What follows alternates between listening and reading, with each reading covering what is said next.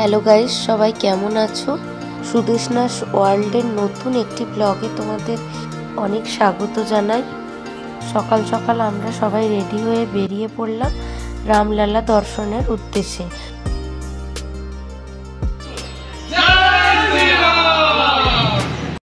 সবাই রেডি হয়ে একসাথে বেরিয়ে পড়ার পর সবাই একসঙ্গে একটুখানি ছবি টবি তুলে নিলাম।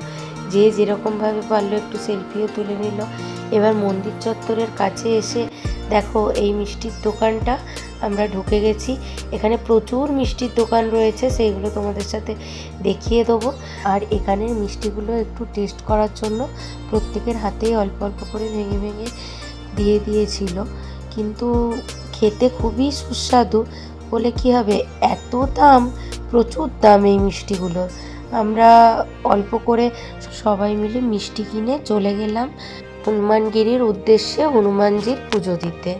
আর চলো এবার আমরা অনেকগুলো সিঁড়ি পেরিয়ে ওপরে যেতে হবে।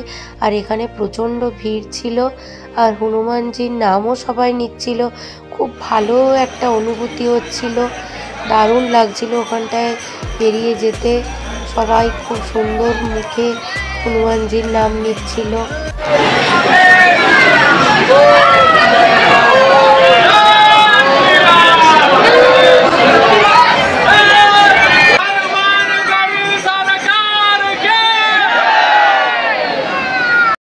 দেখতে পাচ্ছ হনুমান মন্দিরে কি প্রচণ্ড পরিমাণ ভিড়।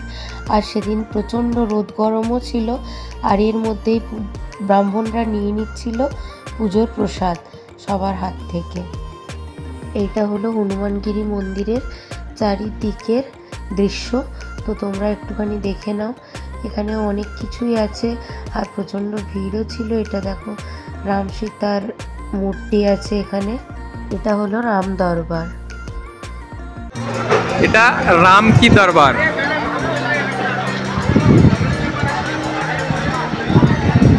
হনুমানগড়ি এলাকা, এটা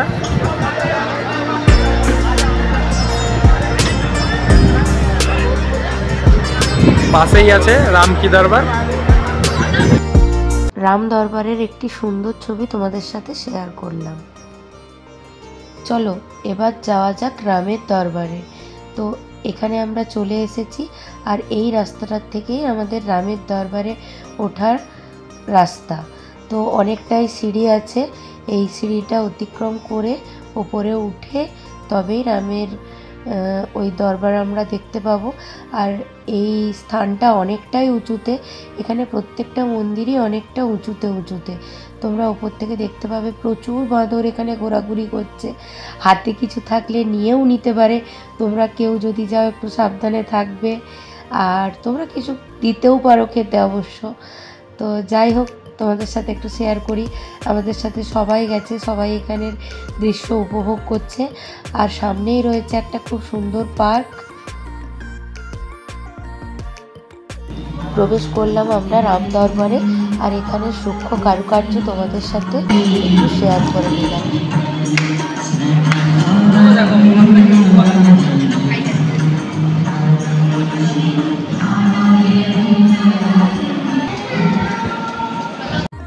যেহেতু এই মন্দিরটিতে ছবি তোলার সুযোগ আছে, তাই আমরা নিজেরা কিছু ছবি তুলে নিলাম, আর কিছু সেলফিও তুলে নিলাম, আর তোমাদের সাথে একটু শেয়ারও করে দিলাম। ছবিগুলো কেমন হয়েছে কমেন্ট করে অবশ্যই জানিও। আর বেরিয়ে খেয়ে নিলাম কন্দমূল ফল। ফলটা খেতে খানিকটা রাঙা আলুর মতো। তো যাই হোক, তোমরাও খেয়ে দেখতে পারো গেলে। আর এইটা হচ্ছে রামচন্দ্র যখন বনবাসে গিয়েছিল তখন এই ফলটা খেয়েছিল। তো আমরা মার্কেটটাও একটুখানি ঘুরে নিচ্ছি। এখানে প্রচুর মৌসম্বির জুস, শসা, এসব আইসক্রিম এসব বিক্রি হচ্ছে। সেদিনে রোদ গরমটাও প্রচুর ছিল। এবার আমরা বেরিয়ে গেলাম রামলালার উদ্দেশ্যে, কিন্তু এখানে ভিডিও অ্যালাউ ছিল না। তো আমরা রাস্তাতেই কিছুটা ভিডিও করে তোমাদের সাথে শেয়ার করে দিলাম। আমরা এখন মেন মন্দিরের দিকে প্রবেশ করছি।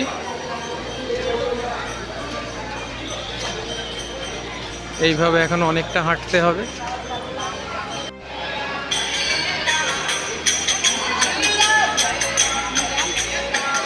এখানে ছিল প্রচুর রেস্ট্রিকশান এবং সিকিউরিটি, যার জন্য আমরা আর ভিডিও করতে পারিনি।